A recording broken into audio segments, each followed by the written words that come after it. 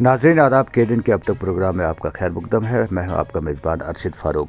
वादी के दूसरे इलाकों के साथ साथ बारामूला में भी सिखों के 10वें गुरु गोबिंद सिंह जी का यौम पैदाइश मजहबी जोश व खरोश और अकीदत से मनाया गया। बारामूला में सबसे बड़ी तकरीर गुरुद्वारा छठी पातशाही में मुनक़िद हुई, जहां पर सख्त सर्दी के बावजूद सिख फिरका से वाबस्ता सैकड़ों अकीदतमंदों ने गुरुद्वारा में हाजिरी दी। इस मौके पर मुल्क भर और खुसूसी वादी कश्मीर में अमन अमान के लिए खुसूसी दुआएं की गई। आज सुबह से सिख बरादरी की एक बड़ी तादाद जिसमें मर्द व जन और बच्चे शामिल थे गुरुद्वारा पहुंचकर इस तकरीब का हिस्सा बने, जबकि गुरुद्वारा में पूजा पाठ के अलावा लंगर का भी खुसूसी इंतजाम किया गया था। केडन से बात करते हुए सिख बरादरी से वाबस्ता लोगों का कहना था गुरु गोबिंद सिंह अजीम इल्मी कमालात का हामिल था और वो फारसी अरबी संस्कृत के साथ साथ मकामी पंजाबी से भी वाकिफ़ माहिर लिसानियात थे। उनका कहना था कि गुरुजी और उनके साथियों की कुर्बानी को हमेशा के लिए याद रखा जाएगा और अगर लोग उनकी तालीमात पर अमल करेंगे तो वो खुशहाल होंगे। वाज़ह रहे कि गुरु गोबिंद सिंह जी ने सिख कानून को मज़ीद मुरतब किया और मौसीकी और सिख तनसीब के नाम और मनसूबी रहे हैं, जिसे 10 नाम ग्रंथ कहा जाता है। सोफ़ी सजाद के साथ मैं अरशद फ़ारूक, केडन चैनल के लिए।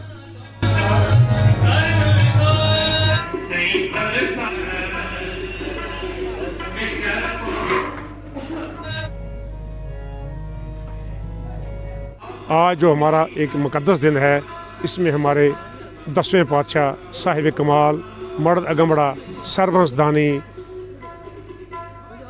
वरियाम अकेला बादशाह दरवेश, इनका प्रकाश पूर्व आज से पहले पटना के शहर में सन 1666 23 दिसंबर में हुआ, जो कि साहिब श्री गुरु तेग बहादुर से जो हमारे 9वें गुरु थे और माता गुजर कौर की कुख में से ये पैदा हुए और पटना शहर में जो कि जल सोलसराय जोरी की हवेली थी वहाँ वो रहते थे, उसी में उनका जन्म हुआ, जो आज का मौजूदा पटना साहब है, जो कि एक तख़्त है। हम हर साल बड़े शौक़ अला से ये दिन मनाते हैं। हर साल संगतें का इकट्ठा होता है, इस दिन हर प्रगतियाँ करते हैं ताकि हर एक आदमी गुरु माने ग्रंथ यानी कि जो ग्रंथ साहब है, ये हमारा उन्होंने 10 गुरुओं के बाद इसी ग्रंथ साहब को इम्पोर्टेंस दी है कि 10वें के बाद आप गुरु ग्रंथ साहब को माने और इसी से जो कुछ मांगना है आप मांग सकते हैं। ये बानी हमारे 10 गुरुओं की है, उनने इकट्ठे करके और हमें हुक्म दिया है कि इसी गुरु ग्रंथ साहब को आपने मानना है और हमेशा चाहे खुशी हो चाहे गमी हो, इसी के आगे नस्त मसक होना है और इसी से अपनी खुशी, इसी से अपनी गमी, हर चीज़ इसी के आगे बयान करनी है, इसी को खुल करते हैं। तो इसी से आपने जो कोई मांगना है रहे और एक अकाल पुरख के सिवा किसी और दूसरे को नहीं मानना है। गुरु ग्रंथ साहब में यही लिखा है। सब हम इसी चीज़ को आगे बढ़ा रहे हैं। साहिब गुरु गोबिंद सिंह की बहुत देन है इस मुल्क के लिए, इस देश के लिए। उन्होंने सारा अपना परिवार, अपने पिताजी, अपने 4 बच्चे, अपने जितना और परिवार, माता जी, सारे एक बारी बारी शहीद करवाए अपने कौम देश की खातर, लेकिन देश को आंच नहीं आने दी, ये उनका कौल था। उन्होंने ही अमृत तैयार किया और हमारी कौम को प्योर यानी खालसा बनाया अमृत छका के। वो बैसाखी वाला दिन है जिस दिन वो अमृत तैयार करके उन्होंने हमें फैलाया और सिखों को खालसा कौम का खिताब दिया। इतनी बेनतियाँ आप प्रवान करो। वाहिगुरु जी का खालसा, वाहिगुरु जी का खालसा, वाहिगुरु जी की फतेह। सबसे पहले मैं पूरी कायनात, पूरी दुनिया में इंसानियत को साहिब श्री गुरु गोबिंद सिंह जी पातशाह की जी के जन्मदिन की लख लख मुबारकबाद पेश करता हूँ।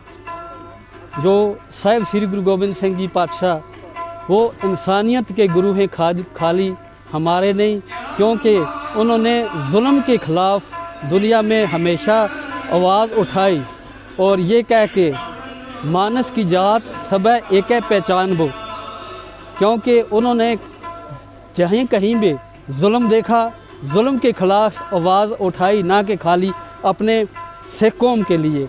कहीं भी अगर जुल्म होता है उधर सिख, गुरु का सिख हमेशा आगे आगे होता है, क्योंकि हमें साहिब श्री गुरु गोबिंद सिंह जी पातशाह जी ने साहिब श्री गुरु ग्रंथ साहिब जी के लड़ लगा के ये बात कही है कि आज्ञा पही अकाल की तबे चलायो पंथ, सब सिखन को हुक्म है गुरु मान्यो ग्रंथ।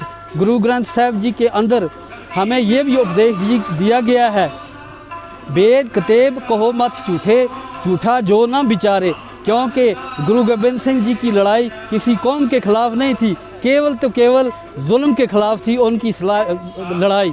और क्योंकि कहीं भी जुल्म होता था वो पहले उठते थे, उसमें उन्होंने अपना सरबंस वार दिया और हमें पूरा सरबंस लुटा करके ये जो खालसा कौम जिसकी साजना की है पंथ की, वो साजना की। और हमें भी ये उपदेश दिया है कि कहीं भी जुल्म की लहर आपको दिखेगी तो पहले जो गुरु गोबिंद सिंह जी का सिख होगा वो सबसे पहले उधर जाके ये नहीं देखेगा कि ये जुल्म मुसलमान पे हो रहा है, हिंदू पे हो रहा है या सिख पे हो रहा है। वो गुरु का सिख कभी भी ये नहीं देखेगा, वो ये देखेगा कि अगर ये चीज़ इंसानियत के ख़िलाफ़ है, इंसानियत के अगेंस्ट ये जुल्म है, तो उधर गुरु का सिख हमें साहिब श्री गुरु गोबिंद सिंह जी का ये उपदेश है कि उधर आगे आगे होके पेश आकर के उस जुल्म के ख़िलाफ़ लड़ाई करनी है, उस जुल्म का नाश करना है। अगर उधर हमें अपनी जान भी चली जाए तो हमें उस गुरु का उपदेश है, किसी भी कौम का क्यों ना व्यक्ति उधर हो, तो उसके खिलाफ हमें जुल्म के खिलाफ उठना है, अपनी जान भी लग जाए। हमें साहिब श्री गुरु गोबिंद सिंह जी ने ये उपदेश दिए हुए हैं,